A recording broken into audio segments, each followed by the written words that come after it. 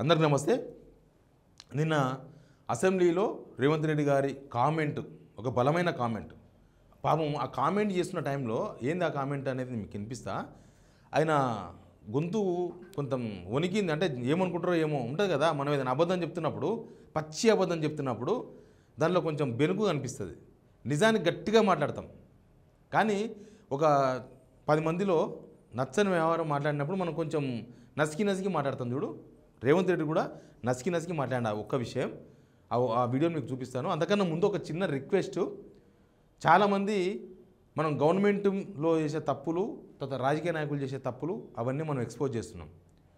ఈ రాజకీయ నాయకులు అనేవాళ్ళు బయటికి మంచిగా కనిపిస్తారు, లోపల కుట్రలు చేసుకుంటారు. మీకు అందరికీ తెలుసు.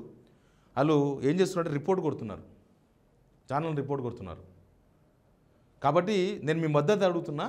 వీడియోస్ చూసేవాళ్ళు చాలామంది, దాదాపు 60% మంది సబ్స్క్రైబ్ చేసుకోవట్లేదు. మీరు ఈ వీడియోని చూడడంతో పాటు సబ్స్క్రైబ్ కూడా చేసుకోండి, మాకు మద్దతుగా నిలవండి. మేము ఇంకా మరింత బలంగా పనిచేసే అవకాశం మాకు ఇవ్వండి. ఇంకా వీడియోలోకి పోదాం. మీరు ఫస్ట్ రేవంత్ రెడ్డి ఆ గద్గద స్వరంతో, ఏదో భయమైన స్వరంతో మాట్లాడిన ఆ వీడియో ఒకసారి చూడండి. ఇక 42% రిజర్వేషన్ గురించి మా మిత్రుడు శ్రీనివాస్ యాదవ్ గారు అన్నారు. నేను ఒక మాట సూటిగా వారికి సమాధానం నేను చెప్పదలుచుకున్నా. చట్టపరంగా 42% రిజర్వేషన్ ఇవ్వాలి అని అంటే రాజ్యాంగ సవరణ జరగాలి. చట్టపరంగా 42% రిజర్వేషన్ ఇవ్వాలి అని అంటే రాజ్యాంగ సవరణ జరగాలి. కాంగ్రెస్ పార్టీకి మేనిఫెస్టో అంటే భగవద్గీత, బైబిల్, ఖురాన్ లాంటిది చెప్పింది చేస్తాం. ఏమంటారు? బీసీలకు 42% రిజర్వేషన్ ఇవ్వాలంటే ఎలక్షన్స్లో రాజ్యాంగ సవరణ జరగాలి. అది కుదరకపోవచ్చు కాబట్టి మేము కాంగ్రెస్ పార్టీగా 42% సీట్లు ఇస్తాం, మిగతా పార్టీలు కూడా ఇవ్వాలి.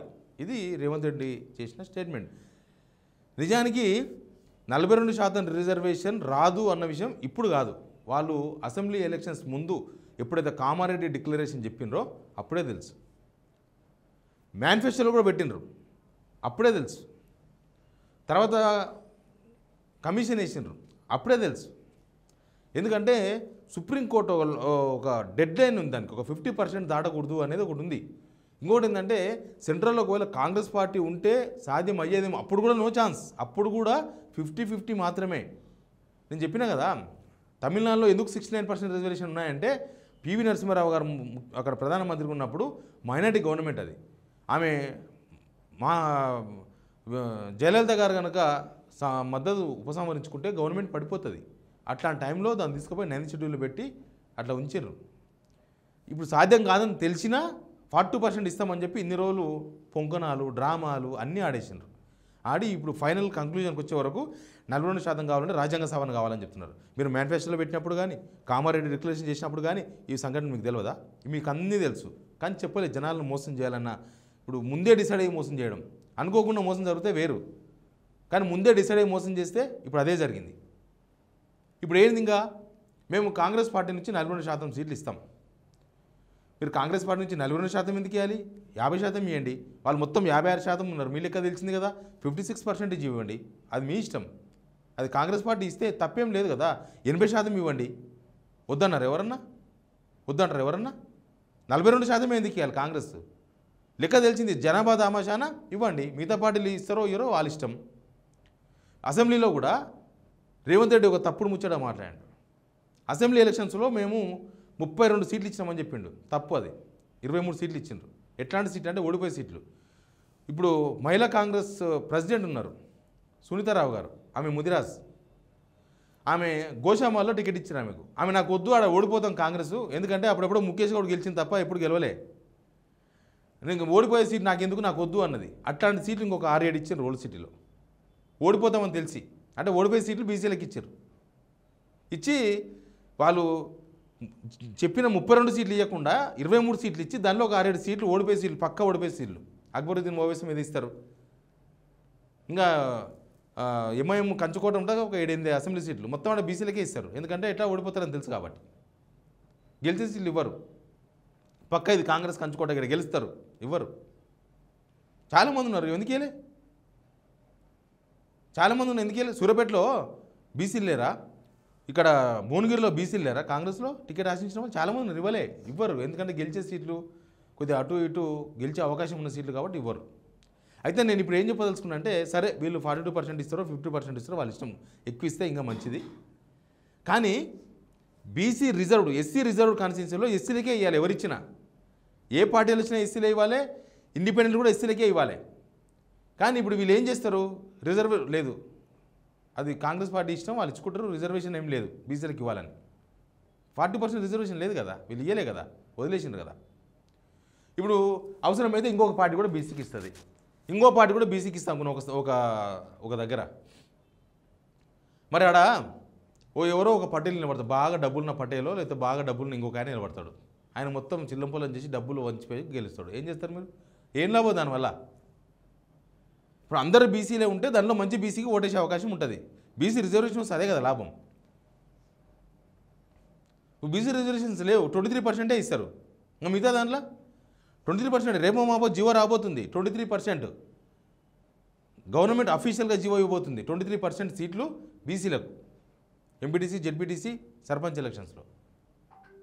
ఇంకా దానివల్ల మీరు చేసి ఏం లాభం? ఇదంతా అసెంబ్లీ పెట్టి ఇంత హంగామా చేసి ఓ పెద్ద కథ చేసి, నాకు తెలిసి నేను అనుకుంటున్నా ఢిల్లీ ఎలక్షన్ నడుస్తుంది ఇలా కాబట్టి ఒకరోజు ముందు అడావిడి నడిచిందేమో. ఎందుకంటే మేము కులగన్న చేస్తాం ఇట్లాంటివన్నీ ఆడ చెప్పుకున్నారు కదా, అప్పుడు చేసిరని చెప్పుకోనికే ఆడ కూడా ఢిల్లీలో జనాన్ని కూడా తెలవాలని చెప్పి భవిష్యత్ చేసినట్టున్నారు ఒకరోజు ఆడవిడికి. ఎందుకంటే ప్రిపరేషన్ లేకుండా, నోట్ లేకుండా, అసలు బీసీలలో యాదవులు ఎంతమంది ఉన్నారు, ముదిరాజులు ఎంతమంది ఉన్నారు, మిగతా వాళ్ళు ఎంతమంది లెక్కలు బయట పెట్టకుండా, అసలు అసెంబ్లీలో టేబుల్ చేయకుండా, అంత ఉరుకులాడుకుంటా, ఎవరికి ఏ సమాచారం తెలియదు, మేము తర్వాత నోట్లు ఇస్తామని చెప్పారంటే ఢిల్లీ ఎలక్షన్స్ కోసం భవిష్యత్ చేసినట్టు అనిపిస్తుంది హడావిడి చేసి. అంతకుముందు కూడా చూసినాం కదా, మహారాష్ట్ర ఎలక్షన్స్ ముందు ప్రచారంలో రాహుల్ గాంధీ గారు వచ్చి ఇక్కడ బీసీ కులగన్న గురించి మాట్లాడిపోయినారు. అసలు రేవంత్ రెడ్డి కూడా బీసీలో ఏదో ప్రేమతో చేసినట్టు లేదు, జస్ట్ ఏఐసీసీ వాళ్ళు చెప్పారు కాబట్టి చెయ్యాలి. వాళ్ళు చెప్పారు, మనం వాళ్ళు పని అప్పగించారు, మనం చేసి పడేయాలి.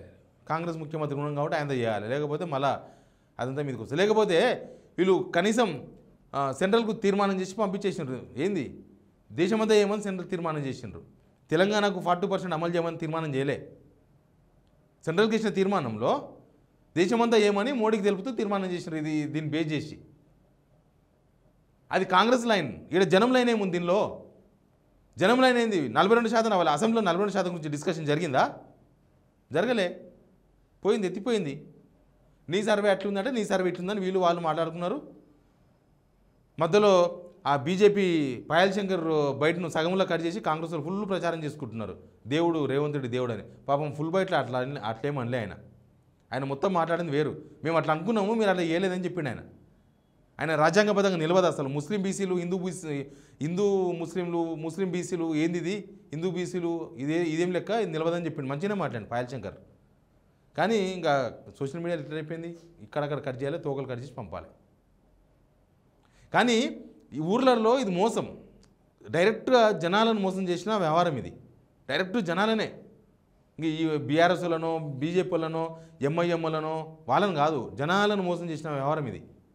మీకు 42% ఇస్తామని చెప్పి మేము పార్టీకి వెళ్ళి ఇస్తామని చెప్తే మీ అసెంబ్లీ ఎందుకు పెట్టారు, ఇవన్నీ ఎందుకు, ఈ కులగన్న ఎందుకు జరిగింది, అసలు ఈ వ్యవహారం అంతా ఎందుకు జరిగింది ఇదంతా?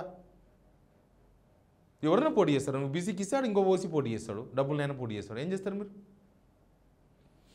అది కాదు కదా రాజ్యాంగబద్ధంగా, మీరు రాజ్యాంగబద్ధంగా చేస్తామని కదా మేనిఫెస్టోలో పెట్టింది. Please subscribe signal TV.